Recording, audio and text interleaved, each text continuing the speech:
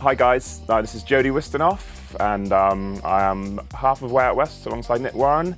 I work with James Grant on our Junior Deep stuff, so we're just mixing the latest compilation there. At the moment I'm working on Junior Deep 11, which is a compilation I do with James like one a year.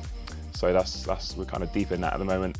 And also working on a new solo album, which will be coming out kind of early 2020. I'm quite heavily based in America, so I should really move over there. It'd be a lot easier. The current deep house sound that we're pushing at the moment is, very, very popular in North America. I'm working on my second Dolby Atmos set at the moment. The first one was in Chicago at the Sound Bar. So basically you have to just prepare the tracks in stem format. The guys at Dolby, they mix it for their format. You've got the main drums and the bass have to be in the center front, but everything else can be kind of spaced around the room, and they decide what to do with it. You can override that when you're DJing if you want to, but I just don't want to make people feel dizzy and sick. So just leave it as it is, you know what I mean? And then you're just playing as you would a normal DJ set anyway. So at the moment I'm working on my second solo album. The first one came out 7 or 8 years ago on Junior Deep.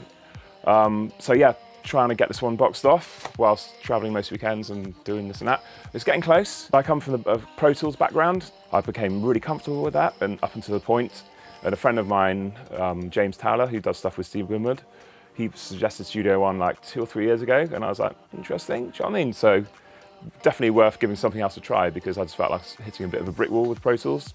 So now it's basically my primary software for mixing down and then doing the kind of post mixing, which is a quite important part of the process. And I'm absolutely loving it, to be honest with you. I made the switch to Studio One from Pro Tools around 2017, I think. I was looking for an alternative, basically, and I was checking out, Logic. I've never really vibed with. Cubase was the other obvious choice.